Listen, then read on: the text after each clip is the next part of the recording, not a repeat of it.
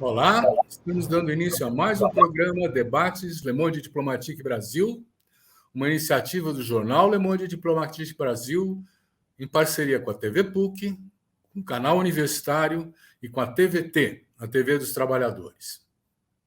Estamos trazendo hoje uma preocupação que é de muitos, um fenômeno, inclusive, que é internacional, que é o esvaziamento do funcionamento das instituições democráticas. Elas deveriam estar funcionando para o cidadão, mas parece que não estão. Para avaliar essa situação, convidamos dois analistas que são especialistas no tema, que eu quero apresentar para vocês agora. O Altamiro Borges, que é jornalista, é presidente do Centro de Estudos da Mídia Alternativa Barão de Itararé, é blogueiro, eu convido vocês para visitarem o blog do Miro também, e ele é comentarista político do noticiário Bom para Todos, da TVT. Obrigado, Miro, por estar mais uma vez com a gente. Quero apresentar também o Legene Miran, sociólogo, que também está outra vez com a gente. Obrigado, Legene. Ele é professor, escritor, analista internacional em várias TVs streaming, membro da Academia de Altos Estudos Ibero-Árabe de Lisboa e da International Sociological Association. É também comentarista político do noticiário Bom para Todos, da TVT. Muito bem, Eugênio e Guilherme, nós estamos aqui de volta. Eu quero agradecer de novo. Foi muito bom ter vocês num programa anterior, analisando a questão do 7 de setembro. E agora eu queria colocar um outro desafio para vocês. Nós estamos vendo uma Procuradoria-Geral da República que não funciona direito, um Congresso que não funciona direito. Enfim, várias instituições brasileiras que deveriam regular algumas áreas, vamos pensar na FUNAI, vamos pensar em outras coisas, que aparentemente estão funcionando. É formal, estão funcionando. Mas será que estão mesmo? E quais são as razões para isso?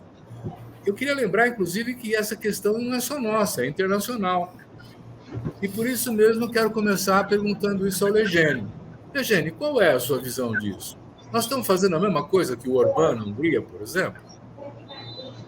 Eu acho que é uma crise generalizada. Silvio, Miro, boa noite, companheiros, camaradas. Uma responsabilidade eu falar antes do Miro, porque o Miro é padrão nosso, meu professor, Mas, olha, eu tenho dito que nós estamos presenciando um esgotamento dessa chamada democracia burguesa, em especial e particularmente da chamada democracia representativa, que já não representa mais nada.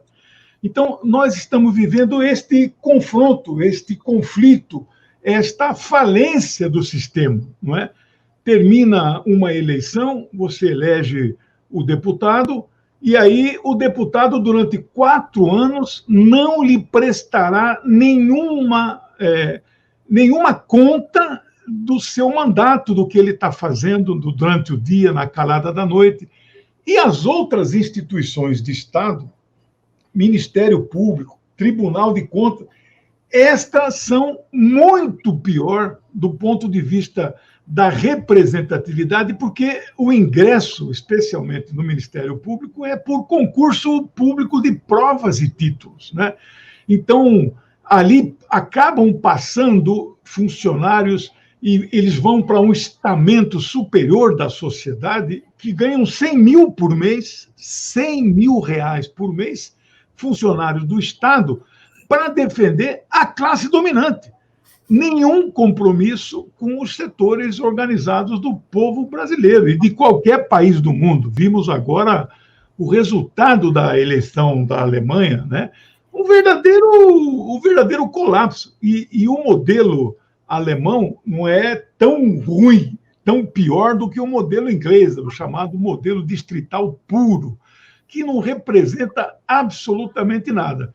Então, estamos vivendo esgotamento do modelo neoliberal, esgotamento do modelo da democracia representativa, e nós, do campo mais progressista, chamam do jeito que vocês quiserem, uns chamam de campo da esquerda, etc., Nós temos que apresentar alternativas a isso. E eu, até capítulo de um dos meus livros, eu tenho claro para nós devemos lançar mão da democracia direta, onde as massas, os trabalhadores, de um modo geral, dão as suas opiniões de forma direta, sem ter um intermediário como representante.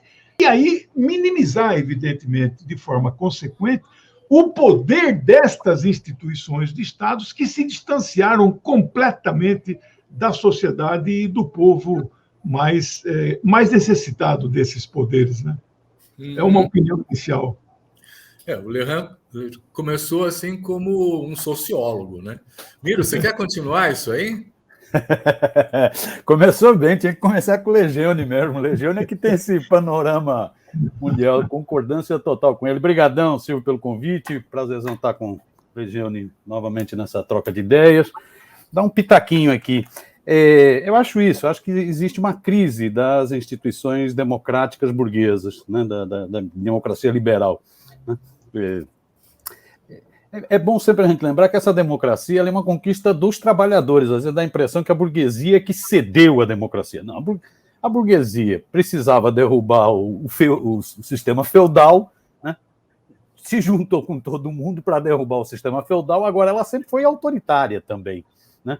Quem foi expandindo a democracia foi a luta do trabalhador, né? Foram os trabalhadores, né? Só a gente lembrar o movimento cartista na Inglaterra, né? O movimento da Carta, por direitos democráticos, por voto universal, né? Por estrutura para a representação dos trabalhadores, já porque estrutura mesmo, ter gabinete, ter salário, já que a burguesia tinha o poder econômico, né? Se não tivesse estrutura, dificilmente o proletariado poderia disputar esse espaço.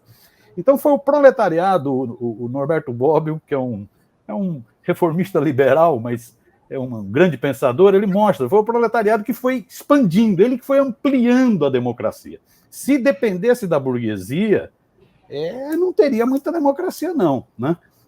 Então você vai vendo, são conquistas importantes, direito de voto do trabalhador, movimento cartista, que se expande, direito de voto das mulheres não votavam, direito de voto dos negros, os negros não votavam, né? Então, isso tudo é conquista da luta dos trabalhadores, né? Os trabalhadores é que foram alargando a democracia. Agora, é uma democracia com inúmeros vícios, com inúmeros problemas, né? E que tem uma burguesia que, no DNA, ela é fascista, ela vem da escravidão, ela tem um DNA fascista. Às vezes a gente fala né, trata-se do Hitler, do Mussolini, como se fossem malucos. Não, eles eram representantes da burguesia, né? Eles eram representantes, né?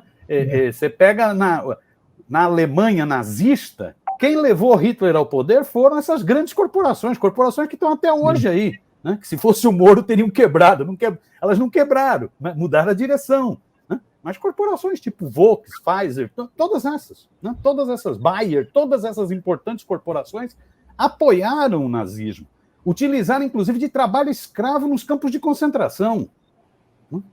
Você pega mesmo nos Estados Unidos, o Henry Ford, que é visto, o Fordismo, o Ford tinha um DNA nazista, fascista muito forte, né? Então, a burguesia sempre, se ela puder, ela cerceia essa democracia. Eu acho que nós estamos vivendo, aí concordando com a análise do Legião, nós estamos vivendo uma crise ainda maior dessa democracia representativa, dessa democracia nessa fase neoliberal do capitalismo. Estamos vivendo... Acho que isso tem a ver com o que Legião já apontou. Eu citaria 3 aspectos que me chamam a atenção na literatura recente sobre esse tema, né? Vários livros têm sido publicados sobre essa crise das democracias, né? Como as democracias morrem, né? Como funciona o fascismo, os engenheiros do caos. Vários livros têm sido publicados sobre isso. Eu acho que tem 3 fenômenos aí que explicam por que está havendo um esvaziamento dessas instituições democráticas nessa fase, né? Um fator é a própria crise econômica social do capitalismo, né? O neoliberalismo agravou as contradições do sistema, né? E gerou mais deformações, né? Ele esgarçou mais o tecido, né? ao retirar o Estado do seu papel social, do seu papel indutor de economia, né? Ao ficar tudo na mão do Deus mercado. Né? E isso, então, gera contradições que, inclusive, jogam trabalhadores contra trabalhadores. Você vê, a ultradireita na Europa cresce em função da propaganda anti-imigração. A ultradireita no Brasil cresce em função da propaganda da arminha, da violência urbana. Isso tem muito a ver com a crise do sistema. É um sistema que está esgarçado. Né? Tem muito a ver com essa condição econômica, material. Eu acho que um outro fator, desculpa, só para concluir. Por favor. Um outro fator é a própria crise, isso o Legione já falou, das instituições democráticas. Não é isso? Essa democracia representativa ela é uma democracia dos ricos. Você pega fazer campanha eleitoral nos Estados Unidos, na Europa ou no Brasil, é um negócio caríssimo, é dificílimo. Né? É uma democracia, então, que o representante está cada vez mais distanciado do representado. E essa crise atinge todas as instituições. E eu acho que tem a ver também com problemas da esquerda de como enfrentar esse debate, na minha opinião. Ponto. Chega, desculpa ter me estendido. Não, obrigado, está ótimo, um bom começo. Nós vamos começar generalizando e depois vamos aterrissando mais na realidade de hoje, né? Mas eu queria lembrar, Legênio, que a democracia funcionou, sim. No começo do século XX, essa democracia acabou sustentando o welfare state, acabou sustentando a concessão de direitos para os trabalhadores, e só na época de um neoliberalismo mais agudo é que ela começa a claudicar, não é verdade? Eu queria que o Miro citou agora o Norberto Bobbio, que eu gosto muito, um filósofo liberal, nunca foi um cara de esquerda, mas um filósofo antifascista, né? Aqui na minha cabeceira, um dos livros é o Dicionário de Ciência Política. E quando ele fala nessa democracia burguesa, eu acho muito interessante e nunca me esqueço dessa passagem. Esta burguesia democrática, ela se preocupa em alargar o número cada vez maior de votantes, analfabetos, presos, não sei mais o quê, cabos, soldados, marinheiros, mas ela não se preocupa com o conteúdo daquilo que está sendo votado e pelos representantes destes setores que a tal democracia foi alargada. Né? Então, eu acho muito, muito interessante.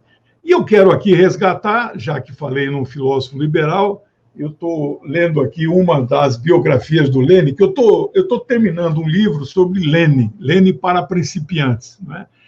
E eu queria pedir licença para mencionar aqui, quando ocorre a Revolução Democrático-Burguesa na Rússia, em transição do czarismo para a democracia burguesa, fevereiro de 17, assume aquele governo, evidentemente, que os comunistas do Partido Operário Social Democrata Revolucionário de Lênin, eles não participavam. Lênin alertou que não devemos participar. No entanto, Lênin faz, isso a partir de abril, né? Abril aconteceu tanta coisa com a chegada dele.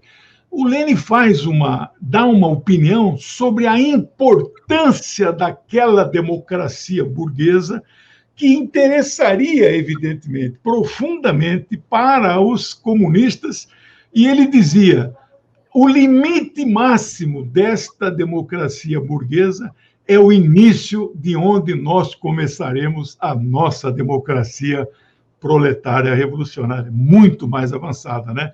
Então, eu queria deixar também essas duas opiniões aí para contribuir com o debate, né? Legal. Então, Miro, vamos continuar essa reflexão. Eu tenho para mim assim que o neoliberalismo dispensou a negociação, o pacto social, não é? É por isso que, por exemplo, a gente vê um PSDB ter 4% dos votos nacionais na última eleição, não é? Quer dizer, ele antes precisava desse pacto, não é?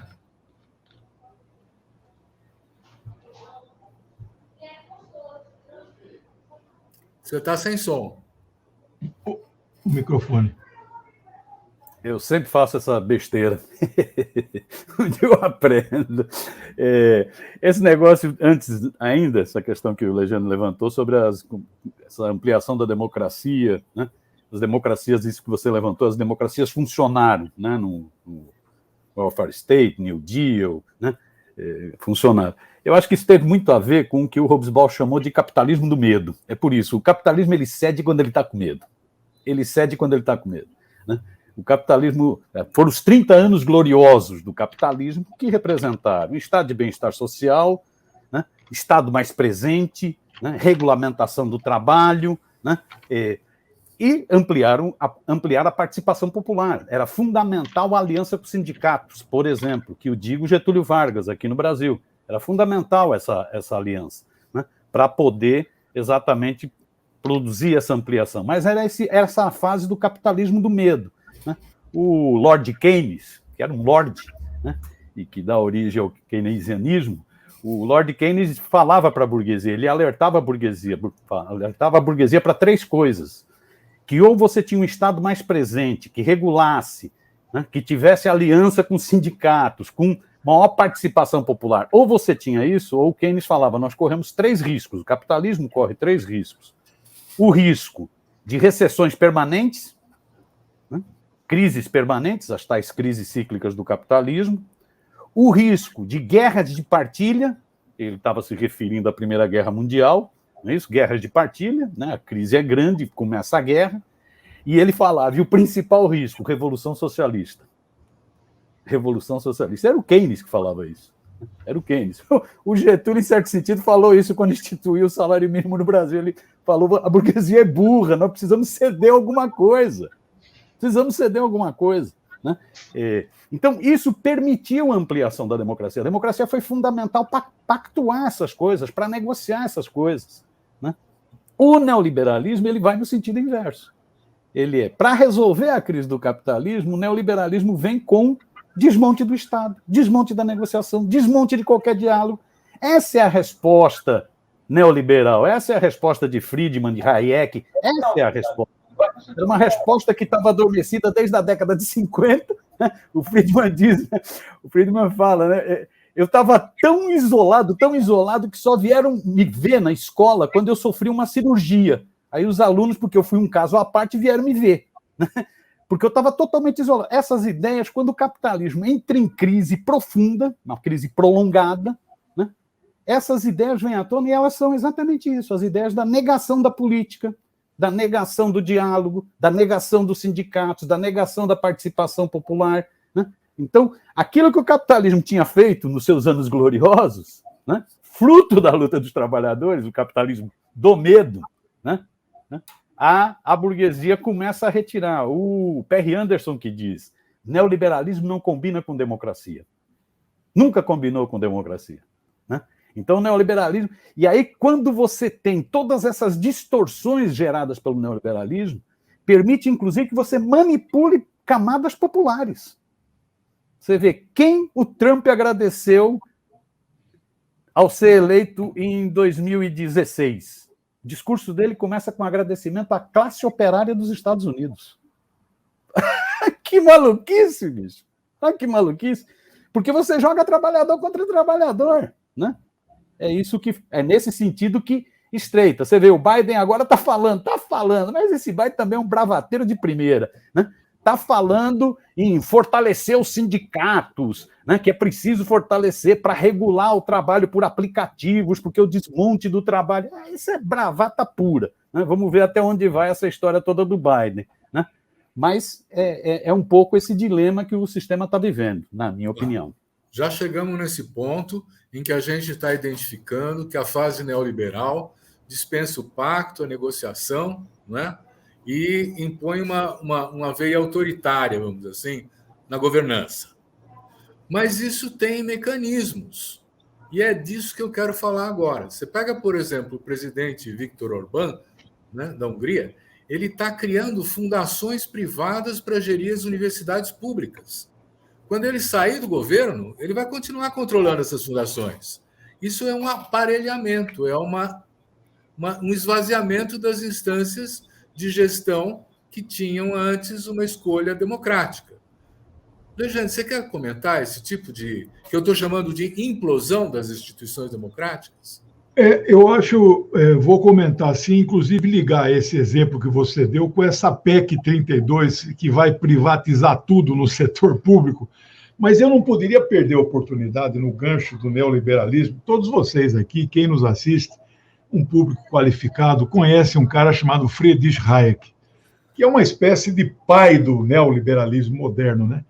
Nos idos lá de 1944, ele publicou um livro que foi um verdadeiro fracasso editorial, né? Self-Dorm Road, né? O Caminho da Servidão, que é a Bíblia neoliberal. Mas para aqueles que acham que esse livro é um livro de economia, estão enganados. Este é um livro de política, cuja essência, a máxima do pensamento, é que quanto mais livre for uma sociedade, mais escrava ela será. Então, é aí o que o Perry Anderson fala, quer dizer, o neoliberalismo é incompatível com as liberdades democráticas, ele só funciona num sistema de fascismo. E esse Orbán, que é essa onda mundial fascista, que eles chamam de internacional conservadora, a imprensa chama de internacional conservadora, é internacional fascista, não é? Estão em baixa no mundo. É preciso dizer isso, que estão em baixa no mundo, começando com a derrota do Trump nos Estados Unidos, com Netanyahu em Israel. Este aqui, que se apresenta como nosso presidente, nós temos uma vergonha inigualável na nossa história, ele está com os dias contados. Não sabemos se chega em 22 e, se chegar, levará uma surra fragorosa do presidente Lula, que deve vencer no primeiro turno, do meu ponto de vista, né, como sociólogo. Então, agora o resultado na Alemanha, né? Eu já vi também pessoas falando, não, mas esse SPD aí não é o SPD, o social-democrata de Rosa Luxemburgo. Mas claro que não é. Não é? Parte daquela turma lá em 18 mandou matar a própria Rosa, né? Agora, nós temos que ver o seguinte, eu costumo dizer, qualquer milímetro, centímetro a mais à esquerda do que foi esse governo Merkel, nós devemos bater bumbo e achar que é muito positivo que isso aconteça, né? Então, esse projeto que está apresentado, eu aí estou assim, com uma expectativa de que ele será rejeitado na Câmara dos Deputados. Ele precisa de 308 votos, e este exemplo que você deu... Qual é o projeto, Legênio? É a PEC 32, que é o que quê? Privatiza... Eu vi hoje um comentário, o presidente da República tem de livre provimento 6 mil cargos. Se este projeto for aprovado, ele salta para 90 mil cargos de livre provimento ou terceirizados, em empresa dos amigos do dono do poder, que contratarão funcionários que não serão por concurso público e ganhando metade ou menos do salário. É a falência completa do Estado. Você viu a declaração que o Guedes deu ontem, né? Em 10 anos, ele pensa em privatizar tudo, Banco do Brasil e Caixa Econômica e Petrobras, que são as joias da coroa, que resistiram a Fernando Collor, 2 anos, 2 governos de Fernando Henrique, Temer, etc., e estão resistindo.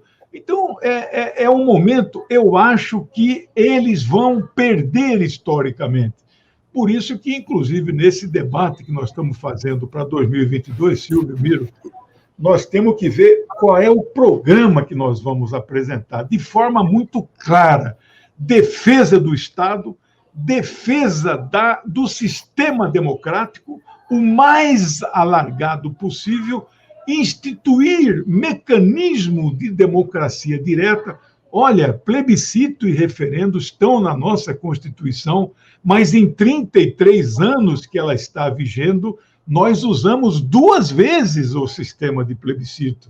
Nos Estados Unidos, que não é um país democrático, eu já contestei isso em capítulos de livros meus, ali não tem nada de democracia. Alguns estados lá nos Estados Unidos, especialmente a Califórnia, que é tido um estado considerado liberal, ao você votar presidente, governador, deputados, lá chama representantes, etc., etc., há na cédula, às vezes, até 15 espaços de consultas, onde projetos de leis, eventualmente já aprovados nas assembleias, vão para referendo. Você concorda mesmo com isso ou não? Ou então na forma de plebiscito. O que é que você acha da legalização da maconha? Ou seja, a resposta do povo, se der positivo, implica nos deputados estaduais apenas adaptarem a decisão tomada pelo povo. Nós não temos nenhum mecanismo desse. E nós temos uma justiça eleitoral forte, ágil, dinâmica, o melhor sistema de coleta de votos do mundo. Eu vi na Alemanha, os caras põem cédula em papel em 3 urnas diferentes, meu amigo. Né? Nós aqui é instantâneo o resultado. E nós não usamos isso. Presidente Lula, presidente Dilma, é só requisitar com ofício a Justiça Eleitoral. Eu vou longe, eu vou mais longe, Silvio Miro. Miro é um grande quadro teórico do sindicalismo. Nós devíamos, o sindicalismo brasileiro deveria usar a Justiça Eleitoral para fazer... É um modelo muito seguro de decisões, e nós não aplicamos. Então, eu espero que o programa do nosso próximo governo popular ele não esqueça de cuidar com carinho a participação do povo nas questões mais importantes, né? Olha, eu tenho 2 preocupações. Uma que nós ainda não chegamos nas eleições, tem 1 ano. Muita coisa pode acontecer nesse ano. Não estou tão otimista assim, né? E a outra, né, quer dizer, é que a gente está pensando em partir do que tem, mas o que tem está sendo destruído, Miro. Quer dizer, o que vai sobrar de tudo isso para o projeto de reconstrução vai ser um grande desafio, não é? Quer dizer, e essa destruição ela está sendo feita com o apoio do Congresso, que é o espaço de representação por excelência, não é? E com a conivência do grande capital. Quer dizer, como é que é essa história? Vai acabar o Estado, Miro? De novo, você está sem som. É que eu estou com uma tossinha. As perguntas. Aquela que você não quer, você apaga o som, né? Não, é que eu estou com uma tossinha, não estou querendo bagunçar aqui. E olha que eu parei de fumar. Eu acho que eu tenho que voltar a fumar para parar a tosse. Alexandre, esse é um antitabagista de primeira, militante. Não, é que eu acho que tem a ver as duas coisas, reconstrução, com essa projeto de reconstrução do país, com essa questão anterior que você levantou sobre o fascismo penetrando. Eu acho que o bolsonarismo veio antes do Bolsonaro. O Bolsonaro só deu expressão a isso. Isso era uma coisa que já estava presente na sociedade, era uma onda conservadora, né? Essa é uma onda de negação de direitos, é uma onda autoritária, é uma onda fundamentalista no sentido de obscurantista. Tá? Essa onda já estava presente e o bolsonarismo vai ficar depois do Bolsonaro. O Bolsonaro pode ser empichado, derrotado na eleição e preso, junto com os filhotes dele, mas o bolsonarismo fica. É evidente que perde a principal referência, mas fica. Né? Faz parte dessa onda mundial conservadora que eu concordo com o Legione, que está sofrendo um baque, está sofrendo, né, vide as eleições agora na Alemanha, né, nos países da Escandinávia, né, dos países ibéricos da Europa, vide a eleição nos Estados Unidos, né, vide as mudanças que ocorreram recentemente na América Latina, né, está sofrendo, não se consolidou, né, mas tem muita presença na sociedade. Agora, esse fascismo, esse neofascismo, né, isso aqui que nós estamos chamando de bolsonarismo no Brasil, ele está penetrando. Né? Às vezes dá a impressão que o Bolsonaro é um incompetente, um imbecil, e ele é um incompetente, um imbecil, né? Mas ele faz parte de um projeto, e esse projeto está tocando. Então você pega o que a Damares está fazendo nessa área de direitos humanos, é retrocesso puro. O que esse pastor está fazendo na área da educação é retrocesso puro. Né? Então, o processo de militarização do Estado brasileiro, 6.300 cargos sendo ocupados por oficiais ganhando soldo e salário. Né? Militar aí ganhando mais de 100 mil reais por mês. Né? General, né? Pessoal da Marinha, da Aeronáutica, brigadeiro, babá, né? Então, militarização. Isso está sendo feito. Né? Esse negócio que o Legione falava, da PEC 32, né? Está sendo chamada da PEC das rachadinhas. Porque é isso, acaba com a estabilidade, permite contratação de terceiros, reduz o salário em 25%, falando em crise fiscal, reduz o salário dos atuais servidores. Né? Isso eu faço. Você imagina, né? Você imagina se o que ocorreu na Prevent Senior, que os médicos sofreram assédio e tal, você imagina no setor público, com instabilidade no emprego, se não teria sido denunciado antes. Teria sido denunciado muito antes. Mas por isso que eles querem acabar com a estabilidade no emprego, que é exatamente para colocar a turma deles, colocar a turma do mercado. Então, isso é um fascismo penetrando. Nesse sentido, Silvio, é isso, nós vamos precisar. Eu também sou dessa opinião que a eleição não tem nada decidido. Esse jogo, muita água vai rolar por debaixo dessa ponte. Né? Vide já o papel da Globo entrevistando o Ciro Mandetta e o menino do Cidadania lá de Sergipe. Muita água vai rolar por debaixo dessa ponte. Né? O jogo vai ser muito pesado, né? Com o Supremo e com tudo, como já foi antes, com o Supremo e com tudo, vai ser muito pesado. Né? Agora, vai ser necessário, esse bolsonarismo ele penetrou tanto que vai ser necessário um projeto de reconstrução nacional. Né? Eu brinco que não vai ser nem um projeto de reconstrução nacional, vai ser um projeto de ressurreição nacional. Porque esse governo da necropolítica, ele está matando a nação, ele está asfixiando a nação. Então você vai precisar uma ressurreição em todas as áreas. O Legione tem toda a razão, né? Nessa área de expansão da democracia, de mecanismos de participação, de democracia direta, de referendo, de plebiscitos. Quais são os mecanismos de maior participação popular? Porque esse é um grande problema. Né? Nós tivemos experiência de 13 anos de gestões progressistas, mas do ponto de vista de participação e consciência, o saldo foi muito pequeno.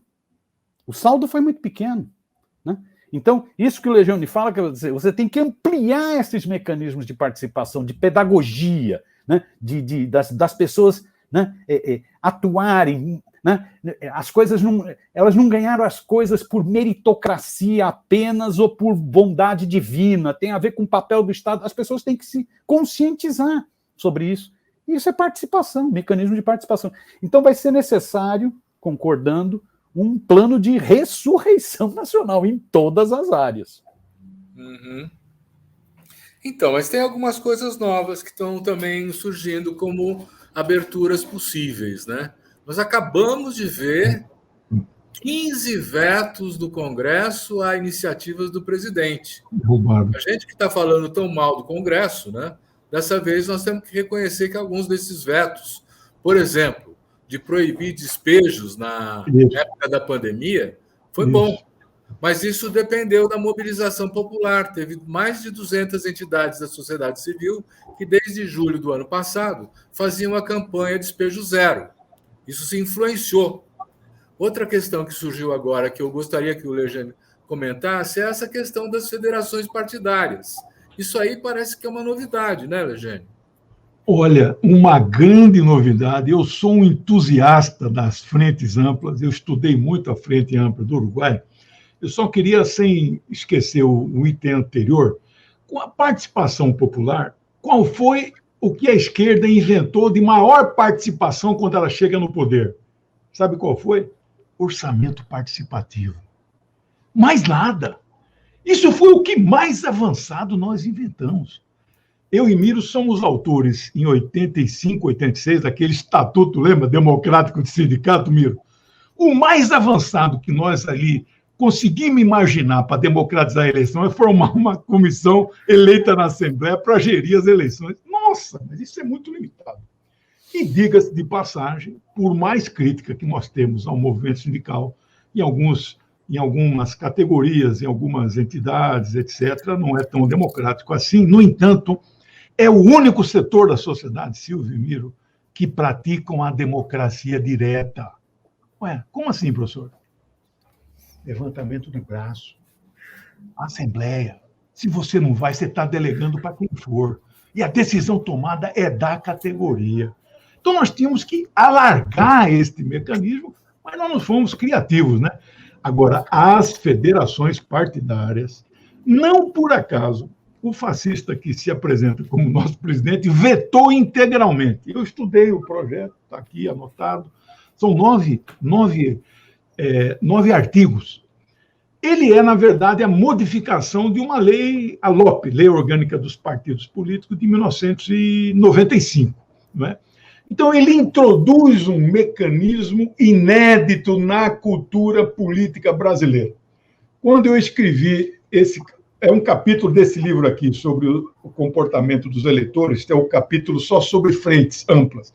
Eu estudei do Uruguai, estudei a do CNA da África do Sul, e a OLP, que não é propriamente uma frente eleitoral, mas é um exemplo de frente política, né? Então, está tudo detalhado. A Frente Ampla do Uruguai é a mais antiga experiência e é diferente da África do Sul, porque a África do Sul, por um bom período, o CNA não tinha eleição. Assim, eles não podiam participar, eles eram um grupo... O Mandela era o chefe do braço armado, né? Um kata suíço na língua zulu, né? A lança da nação, né? Era revolucionário, armado, né? Então, a Frente Ampla do Uruguai está fazendo 50 anos. E demorou 30 para eles chegarem no poder com o Tabaré, fundado pelo general Liber Serengue lá, né? É muito interessante esse modelo, Silvio. Eu apliquei a atual legislação brasileira que impôs a draconiana cláusula de barreira, que no Brasil a gente tinha, que acho que é 2,5%, 3%, na Alemanha, 5%. Na Alemanha tem 15, 16 partidos legalizados, só 7 conseguiram ultrapassar a cláusula de barreira. Na verdade, 6, né? A União Democrata Cristão e o Unidade Social Cristã é uma coligação de 2, né? É uma frente partidária lá. CSU, CDU é uma frente. Este exemplo de frente tem em vários países. Portugal, o Brasil não tem essa experiência. Infelizmente, a Frente Brasil Popular, que vocês lembram, que, né, ajudou a levar o Lula ao segundo turno em 89, é uma frente formada num curto período e, eleito ou não eleito, ela se dissolve no dia seguinte. É cada um para um lado. E o que é que muda com essa legislação? Do meu ponto de vista, é a maior mudança na cultura política que nós já fizemos na história do Brasil. Só teria uma que seria muito mais profunda a mudança na cultura política, que jamais foi aprovada, que é o voto na lista partidária. Esse aí, como se diz, a mãe de todas as batalhas. Esta seria a mãe de todas as grandes reformas. A burguesia não vai fazer isso. Ela resiste muito, porque para ela, vota em mim. Eu sou a garantia. O partido é meramente secundário. Então, para dizer que não tem voto no partido no Brasil, tem voto em legenda. 10%. De cada 10 eleitores que escolhem um candidato, tirando a abstenção branco e nulo, 9 votam na pessoa e não votam no partido. Não é? Mas isso aí, então, não foi aprovado. Nós temos que trabalhar com o que foi. E o que foi é uma federação partidária. Como é que funciona isso? É uma coligação que tem um estatuto novo, que tem uma carta-programa nova, que vai ganhar um novo número no Tribunal Superior Eleitoral, sem dissolver e descaracterizar os vários partidos que compõem a federação. Então, vamos supor que o PCdoB 65 faça uma frente, uma federação partidária com o PSB 40. O TSE, nós vamos registrar lá a ata, o novo estatuto, o novo programa, e vamos ganhar um novo número, 72. O eleitor poderá votar no 72, poderá votar no 65, poderá votar no 40, vai tudo para a mesma cesta de votos.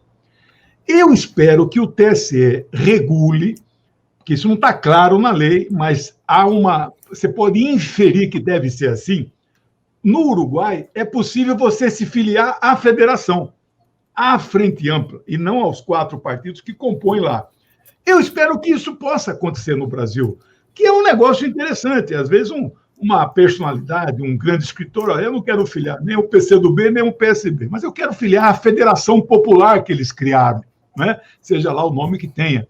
Eu estou desconfiado que talvez o TSE regule nessa linha. E para concluir, eu sei que estou falando muito, se vocês não me cortam, eu vou falando, viu? Eu fiz um estudo com base no resultado da eleição do ano passado. Ano passado tinham 150 milhões de inscritos, 93 milhões de válidos. Então, 57 milhões de eleitores jogaram seu voto fora. Ou não foram, ou se foram, anularam ou votaram branco. Claro que eleição municipal nada tem a ver com a federal. Mas que estudo que eu fiz o ano passado, 2020, se a lei da cláusula de barreira já vigisse, né, o ano passado, qual que seria o desastre dos 32 partidos existentes no Brasil? 19 ficariam banidos da política nacional. 7... Diga.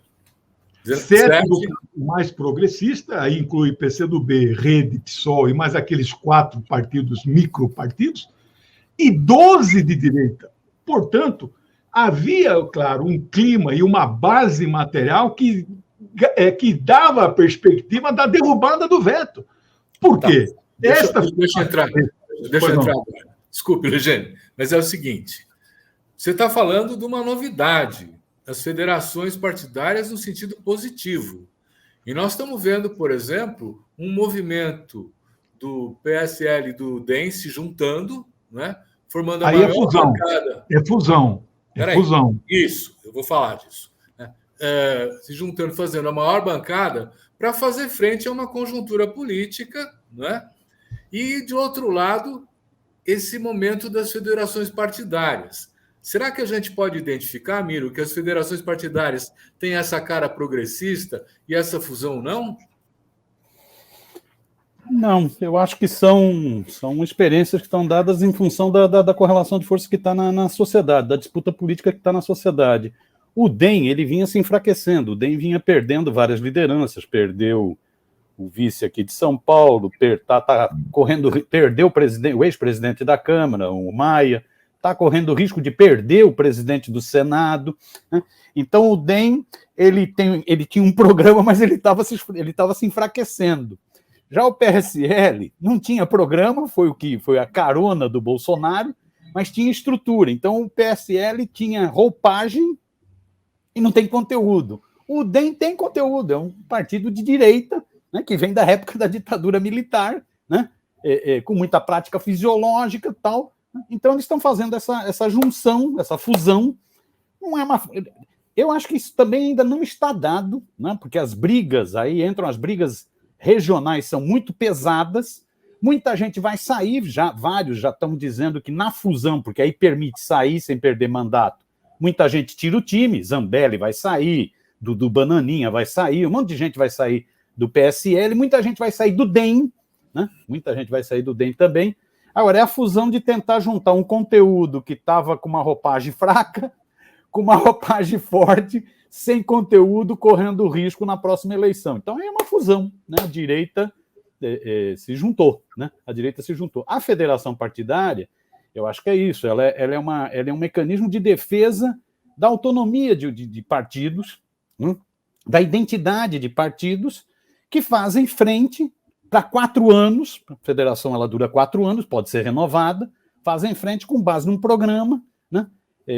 É uma grande conquista democrática, é isso que o Legiane fala, é isso, é a experiência do Uruguai, é a experiência do Chile, é a experiência da Alemanha, vários países seguem essa experiência, né? É impressionante como a Globo estava em campanha aberta contra a federação, como a Globo não cita, né? A Globo é um barato, né? Quando ela fala do Hugo Chávez, ela fala como ditador, né? Quando ela fala da Merkel, que ficou 16 anos, é uma pessoa genial, belíssima, é um negócio impressionante a Globo, né? Como ela desinforma, né? Como ela manipula informação. Ela bateu duro na federação, mostrando que na Alemanha tem essa experiência, né? Tem essa experiência, né? Então, é uma grande conquista democrática, né? Para fazer... E é isso, ela interessa a várias forças políticas no Brasil, porque é muita pluralidade. Você vê só, o PSTU, o PCB e Unidade Popular não conseguiram cláusula de barreira na eleição passada. Perderam espaço na televisão, perderam financiamento público, ou seja, é uma forma de asfixiar essas organizações. Mesmo o PSOL bateu na trave. Para 2% na eleição do ano que vem, não é fácil, não. Pode bater de novo na trave e pode entrar na cláusula de barreira. O PSOL perdeu um puxador de voto importantíssimo, que era o Freixo no Rio de Janeiro. Né? Então, a federação permite que essas organizações, mantendo sua fisionomia, sua identidade, componham para uma disputa e para um período de 4 anos de legislatura. Eu acho que é uma conquista democrática. Agora é isso, fusões e federações têm muito a ver com a correlação existente. Uma observação só, Silvio, esse negócio do Congresso Nacional, eu acho que a gente devia estar atento, porque isso pode significar esse enfraquecimento que o Legione já falou aí do capetão, do fascista. Né? Pode significar. Você vê, no Senado, o capetão já estava sofrendo derrotas importantíssimas. É bom a gente lembrar disso. A CPI do genocídio, a CPI da Covid, que o presidente não queria, aquele da Mineirice, o Rodrigo Pacheco não queria, mas o Supremo impôs. A CPI da Covid está sendo uma porrada. O depoimento de hoje da advogada da Prevent Senior é um negócio impressionante. Está sendo uma porrada nesse governo. Então a CPI está cumprindo um papel importantíssimo. Aquela história que CPI acabava em pizza, essa só se for uma pizza muito apimentada. Né? É uma baita pizza, é uma pizzona. Então, vê, no Senado, a mini-reforma trabalhista já tinha sido derrotada. Foi uma baita vitória dos trabalhadores. Agora esse negócio está se transferindo para a Câmara. Na Câmara todo mundo falava o seguinte, não, o Arthur Lira é um pragmático que está montado em emendas e cargos e tudo de ruim vai passar por ali. Estava passando, começou a não passar. Isso é um sinal. Né? Mesmo a PEC 32 passou na comissão, mas eles estão estudando a PEC das rachadinhas, eles estão estudando adiar a votação da PEC, porque estão achando que vão perder. Olha que maluquice. Né? Então, isso pode sinalizar um movimento de maior isolamento ainda do capetão. Né? Hoje, na Câmara Federal, para você ter impeachment, você precisa de 342 votos. O Legione, que é craque nesses números, ele que sabe melhor. Mas eu acho que é isso, 342 votos para ter impeachment. Os partidos de esquerda, centro-esquerda, né? PT, PSOL, PCdoB, PDT, PSB, juntos têm 132 votos. Os chamados independentes, que não são muito bem independentes, mas PSDB, PSD, tem 187 votos. Não consegue o impeachment. Você precisa quebrar o centrão. E me parece, essas votações estão indicando o seguinte, está se aproximando a fase em que o centrão vai se deslocando. Né? É por isso essa história da PEC, é por isso essa história ontem. Né? Ontem foi uma surra. Né? O Bolsonaro levou uma surra de gente grande. 350 e poucos votos. Todos os votos foram rejeitados. Inclusive, tem aí um movimento do Kassab que ora está fazendo uma tentativa de sair do apoio ao Bolsonaro e voltar, e esse partido, o PSD, também tem algum peso nesse centrão. Né? Mas, olha, eu queria trazer para vocês o seguinte. De novo, nós estamos chegando ao final do nosso programa. Né? O papo é bom, ele é rápido, e eu queria pedir a vocês que respeitassem os 2 minutos cada um para dizer hoje qual é o maior desafio que nós temos durante o ano que vem. Deixa aberto. Legiane, quer começar? É rápido aí. Eu estou esperançoso que nós iremos rejeitar a PEC 32. A primeira votação naquela comissão deu uma diferença de 4, que é 2 de um lado a menos 2 do outro. O que o Lira fez? Ele substituiu 8 deputados, ele tem esse poder, e destes 8, 7 eram do PSL, esse partido bolsonarista que continua de extrema-direita. Então, aí ainda assim deu essa diferença que não foi tão grande. Se aplicar essa proporção no plenário, eles não têm o 342, está certa a conta do Miro, para rejeitar. E eu finalizo assim. O Bolsonaro não governa mais. ele já estava com dificuldade de governar, porque o Supremo estava governando. O Supremo estava, infelizmente, a política foi judicializada, as CPIs prendem, que é poder do Poder Judiciário, o Judiciário legisla, porque o Legislativo não cumpre o seu papel, está tudo alterado no Brasil, né? Mas, e a rejeição destes projetos, desses vetos ontem, é a grande prova de que o Legislativo é hoje que está comandando a nação. Ele, então, perdeu o poder. Isso sinaliza bons momentos. Eu estou muito esperançoso com 2022. Que bom. Miro.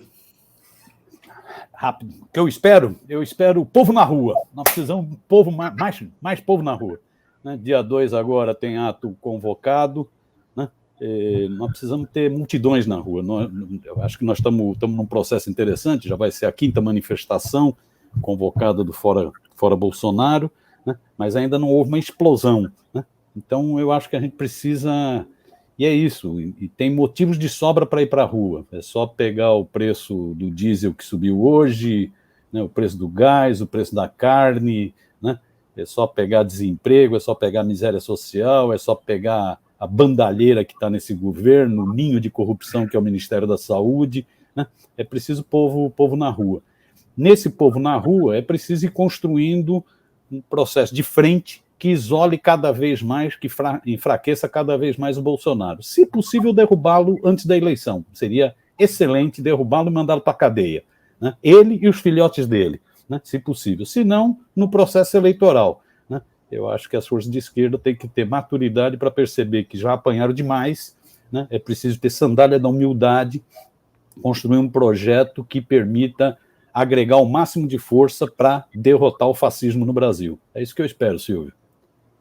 Bom, estamos todos de acordo. Nós estamos achando realmente importantíssimo a mobilização popular no dia 2 de outubro, no dia 15 de novembro também, dando um sinal para o Congresso, não é, de que o povo está atento, mobilizado e cobrando a mudança.